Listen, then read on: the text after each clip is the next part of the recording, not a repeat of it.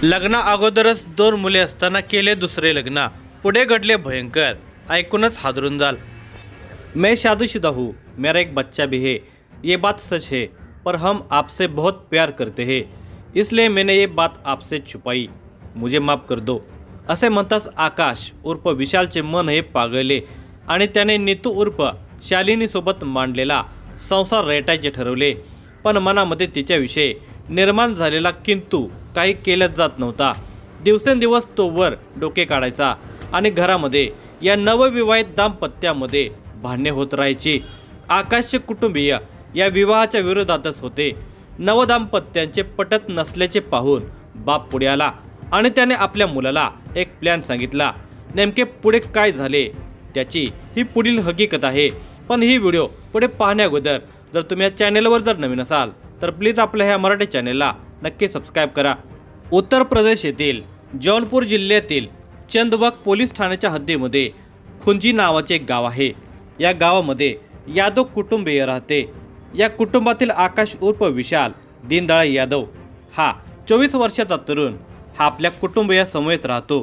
तो आणि त्याचे वडील दीनदयाळ यादव हे दोघे शेतमजुरी करतात।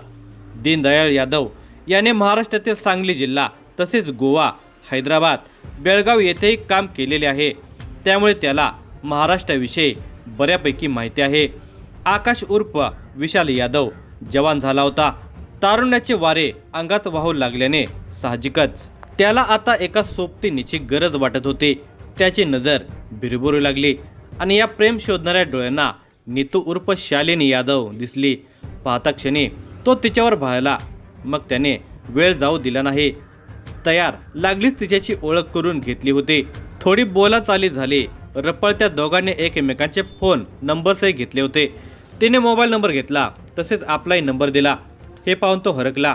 आता मोबाईलच्या माध्यमातून ते एकमेकांशी संपर्क साधत गप्पा टप्पा मारत हळूहळू ते दोघे एकमेकांच्या जवळ आले होते। आकाश उर्फ विशाल हा नीतू उर्फ शालिनीच्या प्रेमामध्ये पडलेला होता। त्याने त्याबद्दल तिला विचारल्यानंतर तिने आपले प्रेम व्यक्त केले। तो तिचा दिवाना होता आणि आता तिने प्रतिसाद दिला म्हटल्यावर प्रेमाचा सिलसिला सुरू झाला। दोघांनीही एका टप्प्यावर लग्नाचा निर्णय घेतला। तसे आपले नीतू उर्फ शालिनीही आकाश उर्फ विशालपेक्षा वयाने बरीच मोठी होती, पण प्रेमामध्ये सगळं माप असतं तसंच झालं आणि दोघांनी विवाह केला। आकाश आणि नीतू यांनी विवाह केला असला तरी आकाशच्या घरच्यांना हा विवाह मान्य नव्हता। त्याचे वडील तर या विवाहाच्या विरोधातच होते, पण आकाशने कोणाचेच ऐकले नव्हते। त्याने नीतू उर्फ शालिनी समवेत लग्नगाठ बांधली। प्रेमामध्ये आंधळीत झालेल्या समागमाच्या आशेने एकत्र आलेल्या या जोडप्याने काही दिवस आनंदात घालवले। बेधुंद होऊन ते दोघे जगत होते। मन आणि शरीर तृप्त झाल्यानंतर दोघांनाही भान आले। विशेषतः आकाश उर्फ विशाल याला वास्तवतेची जाण आली। त्यातच त्याला एक गोष्ट समजली की आपली पत्नी नीतू उर्फ शालिनी हिने आपणास फसवले आहे। ती विवाहित असून तिला पहिल्या पतीपासून एक मुलगाही आहे। ही बाब समजताच त्याने नीतू उर्फ शालिनीला याचा जाब विचारला। तुमने मुझे फसाया है, मेरे से ये बात क्यों छुपाई, असे त्याने विचारताच ती रडकुंडीला आली। आपण लपवलेली माहिती त्याला समजली। हे पाहून ती हादरली, तिला रडू फुटले। त्याची माफी मागत ती म्हणाली, हम आपसे बहुत प्यार करते हैं, मैं आपको खोना नहीं चाहती थी, मुझे माफ कीजिए। तिचे हे वाक्य ऐकून आकाशही पागळला। त्याने तिला मिठीत घेतले। प्रणयाचा जोर ओसरला आणि पुन्हा त्याच्या मनामध्ये तिने फसवल्याची भावना निर्माण झाली। मनापासून त्याने काही तिला माफ केले नव्हते। कुठेतरी ही रुकरुक त्याच्या मनामध्ये होतीच। दोघांचा संसार सुरू असला तरी या कारणामुळे दोघांच्या मध्ये धुसफूस होत होती। संशयाची दरी वाढू लागली होती।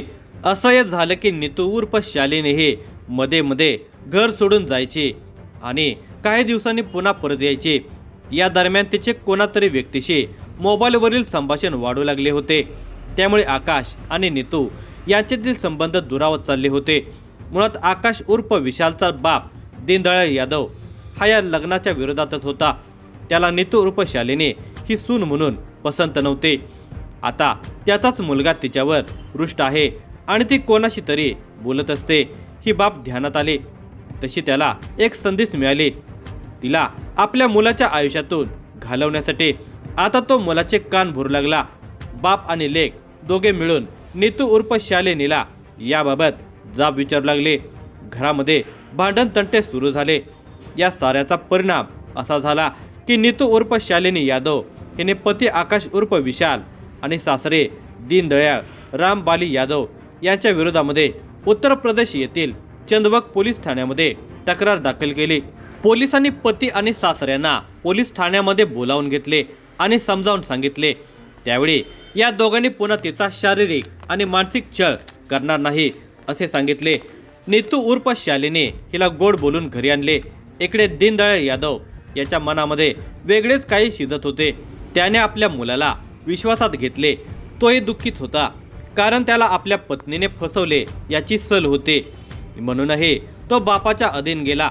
दीनदयाळ याने त्याला सांगितले, तेरे बीवी का चाल चलन अच्छा नहीं है, वो शादीशुदा होकर भी तुझसे बात छुपाई और शादी की, और अब वो किसी और से अवैध संबंध रखती है, उससे छुटकारा चाहिए तो मेरी बात सुन। यावर आकाशने मान डोलावले आणि दीनदयाळने आपला प्लॅन त्याला समजावून सांगितला। थोड्या दिवसांनी आकाश उर्फ विशाल याने पत्नीला विश्वासात घेतले आणि आपणास महाराष्ट्रामध्ये काम मिळालेले आहे, तिकडे चांगली सोय होईल, आपण तिकडे जाऊन राहूया, शिवाय आपले वडीलही आपल्यासोबत असतील असे सांगितले। महाराष्ट्रामध्ये काम मिळाले म्हटल्यावर नीतू उर्फ शालिनी हे नवऱ्यासोबत जायला तयार झाले। उत्तर प्रदेशमधील जैनापूर जिल्ह्यातील झुडकी गावातून हे तिघेजण महाराष्ट्रामध्ये येण्यासाठी रेल्वेने निघाले। वाराणसी मिर्झापूर असे करत करत ते पुणे येथे आले। पुण्यामध्ये आल्यानंतर आकाश उर्फ विशालने पुणे ते मिरजचे रेल्वे तिकीट घेतले। त्यानंतर दिनांक 16 डिसेंबर 2025 रोजी सायंकाळी 6 वाजता ते मिरजमध्ये आले। त्यानंतर आकाश उर्फ विशालने मित्राच्या मोबाईलवर फोन करून 3000 रुपये मागवून घेतले। त्यानंतर त्याने गुगल पे करून मिरजेतील एका विक्रेत्याकडून रोकड घेतली। त्यानंतर आकाश उर्फ विशाल, पत्नी नीतू उर्फ शालिनी तसेच वडील दीनदयाळ यादव यांनी मिरज रेल्वे स्टेशनवरून रिक्षा केली। त्या रिक्षाने ते टाकळी येथील ओढ्यापर्यंत आले। ओढ्याजवळ रिक्षा थांबली। रिक्षावाल्याला पैसे देऊन ते शेत वाटेने चालत जाऊ लागले। थंडीचे दिवस होते, अंधार पडलेला होता। आजूबाजूला कोणी नसल्याचे पाहून दोघांच्याही मनामध्ये राक्षसी भावना जागी झाली। त्याने एका शेतामध्ये कोणी आहे का याचा अंदाज घेतला। त्यानंतर ते दोघे शालिनी जवळ आले। तिच्या गळ्यात शाल टाकून करकचून तिला गळा आवळला। गळा आवळताच तिचा श्वास गुदमरला आणि ती मरण पावली। ती मेल्याची खात्री होताच तेथून पलायन करत पुन्हा उत्तर प्रदेश येथे जाण्याचा त्यांनी निर्णय घेतला। दिनांक 16 डिसेंबर ते 23 डिसेंबर पर्यंत नीतू उर्फ शालिनीचा मृतदेह टाकळी ते मल्लेवाडी रोडवर कुमार पाटील यांच्या शेतामध्ये पडलेला होता। तो कुजत चाललेला होता। त्याची दुर्गंधी सुटताच नागरिकांना याची जाणीव झाली आणि त्यांनी याबाबत मिरज ग्रामीण पोलीस ठाण्यामध्ये कळवले। मंगळवार दिनांक 23 डिसेंबर 2025चा तो दिवस। त्या दिवशी मिरज ग्रामीण पोलीस ठाण्यामध्ये खबर आली की टाकळी ते मल्लेवाडी जाणाऱ्या रोडवर कुमार पाटील यांच्या ऊसाच्या शेतामध्ये एका महिलेचा मृतदेह पडलेला आहे आणि तो सडलेल्या अवस्थेमध्ये आहे। माहिती मिळताच पोलीस निरीक्षक अजित सेठ, उपअधीक्षक प्रणिल गिल्डा यांच्यासह सांगली स्थानिक गुन्हे अन्वेषणचे पोलीस निरीक्षक संजीव झाडे यांच्यासह पोलीस उपनिरीक्षक महादेव पोवार हे पोहोचले। मृतदेहाची पाहणी करण्यात आली। तो अर्धनग्न अवस्थेत होता, शिवाय छातीच्या वरचा भाग हिंस्र प्राण्याने खाल्लेला होता। मैताच्या पायामध्ये काळ्या रंगाचा दोरा होता, तसेच पायामध्ये विशिष्ट प्रकारची जोडवी होते। अंगावरची साडी आणि शाल होते। सर्व बारकावे लिहून मृतदेह सिव्हिल हॉस्पिटलमध्ये विच्छेदनासाठी पाठवण्यात आला। मृतदेहाची ओळख पटत नव्हते, त्यामुळे पुढील तपास तसा कठीणच होता। घटनास्थळी पोलिसांना पुणे ते मिरज रेल्वे तिकीटही मिळालेले होते। एवढ्याच गोष्टीवरून हा तपास पुढे न्यावायचा असल्याने मिरज ग्रामीण पोलिसांनी तपासाबाबत शोधपत्रिका प्रसिद्धीस दिली। दरम्यान मिरज ग्रामीण पोलीस स्टेशनमध्ये अकस्मात मयत 190/2025 भारतीय न्याय संहिता कलम 194 तपास सुरू केला। जे रेल्वेचे तिकीट मिळाले होते त्यावरून तपास सुरू झाला।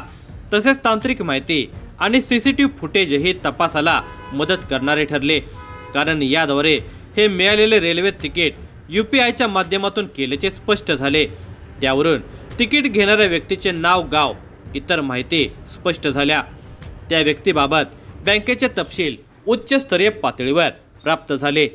त्यानंतर सांगली गुन्हे अन्वेषण विभागाच्या 2 पथकांनी पुणे रेल्वे स्टेशन व मिरज रेल्वे स्टेशनमधील CCTV फुटेज प्राप्त झाले।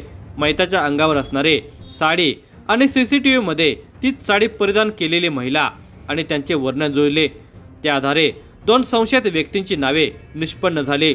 त्यानंतर तांत्रिक माहितीच्या आधारे उपनिरीक्षक महादेव पवार, हवालदार अमोल ऐदाळे, प्रमोद साखरपे हे हरियाणामध्ये गेले, तर उपनिरीक्षक कुमार पाटील, हवालदार इम्रान मुल्ला, सुशील मस्के हे उत्तर प्रदेशमध्ये झुडकी जिल्हा जौनपूर येथे गेले। हरियाणा येथील रोहतक येथे गेलेले उपनिरीक्षक महादेव पवार आणि त्यांच्या पथकाने आकाश उर्फ विशाल दीनदयाळ यादव यांची माहिती घेतली। त्यांना ताब्यात घेण्यासाठी गेले तेव्हा तो शेतामध्ये म्हैशीच्या धारा काढत होता। पोलिसांनी त्याला तात्काळ ताब्यात घेतले। तर इकडे उत्तर प्रदेशमध्ये गेलेले उपनिरीक्षक कुमार पाटील आणि त्यांच्या पथकाने आकाश उर्फ विशाल याचे वडील दीनदयाळ यादव यास झुडकी येथून ताब्यात घेतले। दोघांच्याकडे चौकशी केली असता आकाश उर्फ विशाल यांची पत्नी नीतू उर्फ शालिनी यादवचा गळा आवळून खून केल्याची त्यांनी कबुली दिली। यामध्ये हा खून का आणि कशा रीतीने केला याबाबतही या बाप लेकांनी सांगितले। मिरज ग्रामीण पोलीस ठाण्यामध्ये अकस्मात मयत 190/2025 म्हणून दाखल झालेले हे प्रकरण खुनाचा गुन्हा म्हणून उघडकीस आले। त्यानंतर सरकारतर्फे मिरज ग्रामीण पोलीस ठाण्यामध्ये फिर्याद देण्यात आली। सहाय्यक पोलीस निरीक्षक रणजित तिप्पे यांनी ही फिर्याद दिली।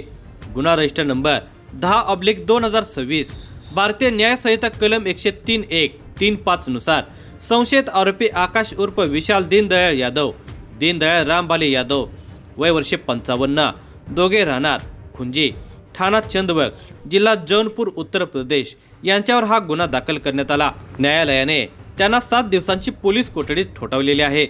या गुन्ह्याचा तपास सांगली जिल्हा पोलीस अधीक्षक संदीप घुगे, अप्पर पोलीस अधीक्षक कल्पना बारवकर, उपअधीक्षक प्रणिल गिल्डा यांच्या मार्गदर्शनाखाली सांगली स्थानिक गुन्हे अन्वेषणचे पोलीस निरीक्षक संजीव झाडे, मिरज ग्रामीणचे पोलीस निरीक्षक अजित सेठ, सहाय्यक पोलीस निरीक्षक रणजित तिप्पे आणि इतर सहकारी पुढील तपास करत आहेत।